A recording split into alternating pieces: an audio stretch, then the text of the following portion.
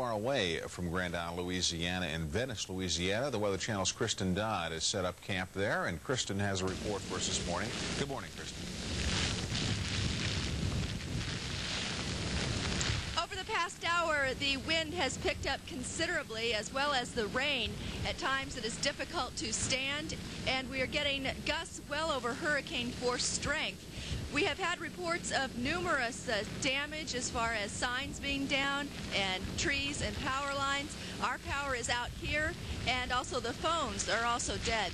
We also had an unconfirmed report of a tornado about 20 miles to our north in Port Sulphur. We're going to continue to see these strong winds as the eye makes a slow drift toward us. We are now in the southern eye wall of Hurricane Danny. We've also had reports of flooding just to our north on Highway 23. About 2 feet of water covers the roadways, and that road is now closed, and that is the only way out of Venice. And to our south at the marina, we also have reports of flooding with the water up well over the running boards of cars. But folks here are trying to cope with this, and they are quite worried about the flooding and also the wind as this eye wall passes by. Back to you. Thanks very much. Kristen Dodd in Venice, Louisiana. We'll have updated reports from Kristen all morning long. We take a look at the situation from a satellite perspective now, and we can see the swirl of the clouds associated with the hurricane as it moves on shore.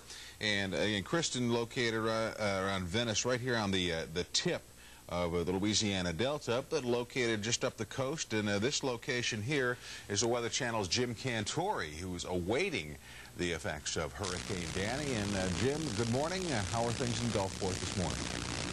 Well, Bruce, this morning in Gulfport, I'm telling you right now that there's blue skies for the most part. We have a few showers coming in off the water.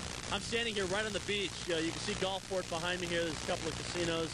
Maybe you can see some of the lights there. You can definitely see how the seas are a little on the angry side this morning as the winds have been generally right on shore here from the east-southeast. But, you know, all along, this hasn't been a large hurricane, as you've been mentioning, and a lot of it's tight. So we've only had a couple of rain squalls in through here. And in all honesty, I think the worst effects of this hurricane will be felt once Danny moves on shore. Back to you, Bruce. Okay, thanks very much, Jim. We'll check back with you a little later on this morning. We check out a radar out of the region to show you the wet weather and really the fact that this hurricane is not moving very rapidly.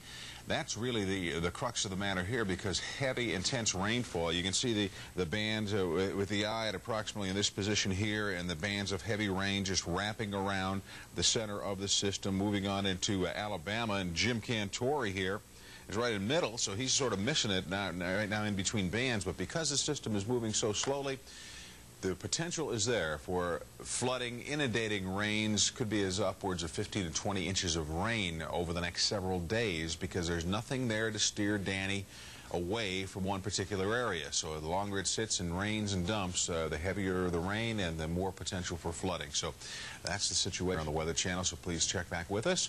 And right now,